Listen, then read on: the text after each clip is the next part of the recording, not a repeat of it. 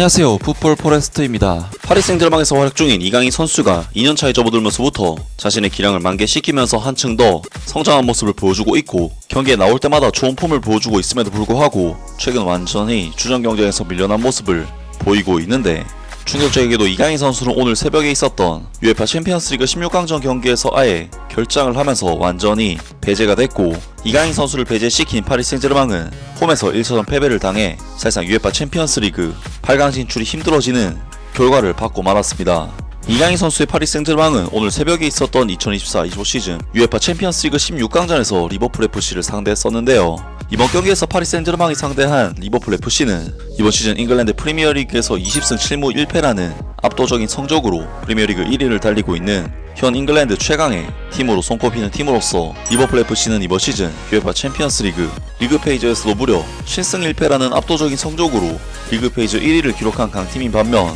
파리 생제르맹은 리그 페이지 15위를 기록해 플레이오프를 거쳐서 16강전에 올라온 팀이었기 때문에 이번 경기는 양팀의 객관적인 전력 그리고 성적을 비교해봤을 때는 리버풀이 우세한 경기라는 점은 부정할 수가 없었고, 파리 생제르맹으로서는 그나마 이번 1차전 경기가 파리 생제르맹의 홈 구장 파르크 데 프랑스에서 펼쳐지는 경기인 만큼 승부를 걸어야 하는 경기라고 할 수가 있었습니다. 그리고 대한민국의 이강인 선수는 최근 들어 파리 생제르맹 팀 내에서 중요도가 떨어지는 경기에만 출전을 하고 있는 상황인데,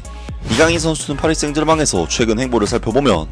UEFA 챔피언스리그 리그 페이지 8차전 팀의 운명이 달린 슈투트가르트와의 경기에서 벤치에 앉았고, 다소 중요도가 떨어지는 스타드 브레스트와의 리그안 경기에서는 다시금 선발 출전, 그리고 3부 리그 팀을 상대로 한 르망 FC와의 쿠프 드 프랑스 경기에서는 선발 풀타임 출전, 이어진 프랑스 리그안 3위 클럽 AS 모나코와의 프랑스 리그안 경기에서는 다시 벤치에 앉았고, 스타드 브레스트와의 챔피언스리그 16강 플레이오프 1차전에서도 벤치에 앉았고, UEFA 챔피언스리그 플레이오프 2차전을 앞둔 주말 리그안 경기에서는 또다시 선발로 나섰고, 결국 UEFA 챔피언스리그 16강 진출이 걸린 플레이오프 2차전에서는 다시금 벤치 명단에 이름을 올리면서 이강인 선수는 결국 중요도가 높은 경기에서는 계속해서 기회를 받지 못했고, 이어진 프랑스 리그안 23라운드와 24라운드 경기인 올림피크 리옹 원정 그리고 LOSC 릴과의 홈 경기 등 리강 강팀들과의 경기에서는 2경기 연속으로 벤치 명단에 이름을 올리면서 이강인 선수는 최근 파리 생제르맹의 공식전 7경기에서 단 한 경기만을 선발로 출전하는 굉장히 좋지 못한 흐름을 이어가게 됐는데요.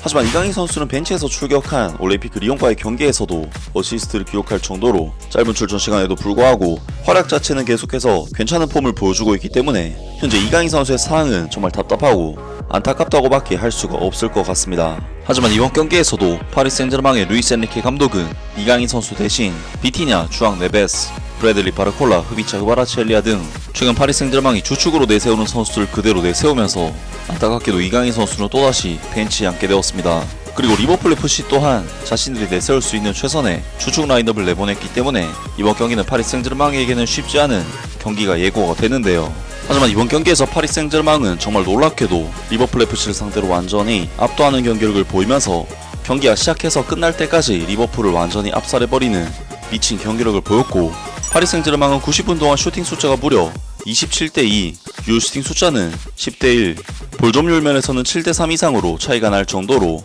리버풀이라는 유럽 최강의 팀을 완전히 압도하는 정말 믿을 수 없는 좋은 경기력을 보여줬습니다. 파리 생제르맹이 이번 경기에서 기록한 슈팅 숫자 27개는 말 그대로 90분 동안 27개를 기록한 것이기 때문에 평균적으로 3분에 한 번씩 슈팅 찬스가 발생했다는 의미가 되고, 유효 슈팅 숫자 또한 총 10개로 9분에 한 번씩은 리버풀의 골문을 직접 위협하는 좋은 찬스가 나왔다는 의미가 되는데요. 그리고 파리 생제르맹은 빅찬스까지 만들면서 수차례 리버풀에게 선제골을 터뜨릴 만한 상황을 만들었지만, 파리 생제르맹은 16분 우스망 덴벨레 선수가 미친 돌파를 보여준 뒤 나온 결정적인 찬스를 주앙 네베스 선수가 하늘로 슈팅을 날려버리면서 무산이 되고 말았고, 전반전 20분에는 흐비차 흐바라첼리아 선수가 왼발 가마차기 슈팅으로 리버풀의 골망을 흔들었지만 이것이 옵사이드로 인해 취소가 되면서 득점이 무산되고 말았습니다. 그리고 파리 생제르맹은 28분 흐비차 흐바라첼리아 선수가 강력한 오른발 슈팅을 시도했고, 이것이 골문 구석으로 향하면서 득점이 터지나 싶었지만 또다시 알리송 골키퍼가 막아냈고,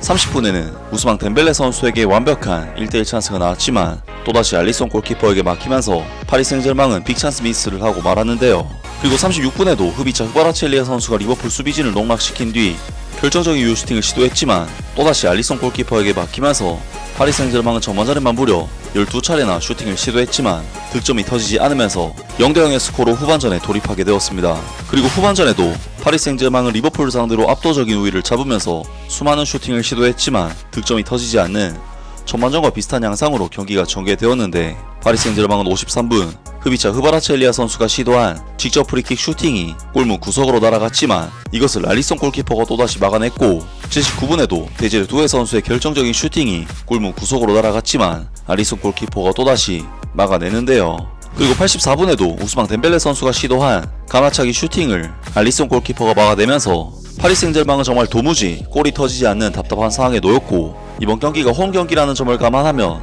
어떻게든 득점이 필요한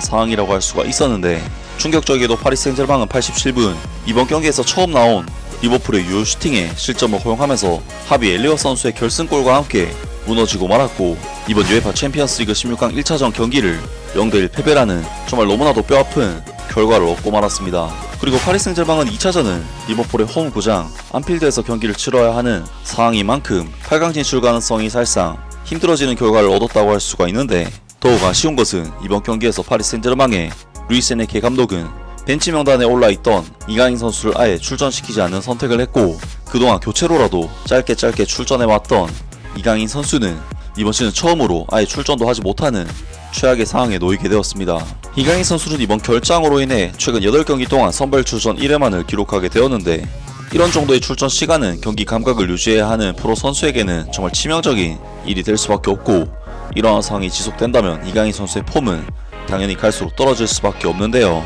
정말 이강인 선수로서는 흡이차 흐바라첼리아 선수의 영입 이후 급격하게 팀 내 입지가 달라진 상황이라고 할 수가 있는데, 사실 흡이차 흐바라첼리아 선수의 경우 레프트 윙 포지션에서 뛰는 선수이기 때문에 라이트 윙 포지션과 메잘라에서 뛰는 이강인 선수에게 직접적인 영향은 없지만, 흡이차 흐바라첼리아 선수의 영입으로 인해 레프트 윙 포지션에서 뛰던 바르콜라 선수가 라이트 윙 포지션으로 이동한다거나 하는 간접적인 영향이 발생했고, 여기에 우스망 덴벨레 선수마저 갑자기 미친 폼을 보여주면서 이강인 선수는 흡이차 흐바라첼리아 선수의 영입 이후 윙 출전이 0회인 상태입니다. 결국 다양한 포지션을 소화할 수 있는 이강인 선수의 활용도가 한정이 되면서 출전 기회가 줄어든 상황이라고 할 수 있는데, 물론 아직까지는 단기적인 현상이긴 하지만 만약 이런 상황이 앞으로도 계속된다면 당연히 우려스러운 상황이 아닐 수가 없는데요. 정말 이강인 선수가 이 정도 취급을 받는다면 진지하게 이적을 고려해봐야 하지 않을까 싶습니다. 정말 이강인 선수는 최근 경기에 나올 때마다 임팩트 있는 활약으로 좋은 폼을 보여주고 있지만 파리 생제르맹 팀 내에서는 인정받지 못하고 있다는 느낌이 드는데요. 이강인 선수의 향후 행보가 어떻게 바뀌게 될지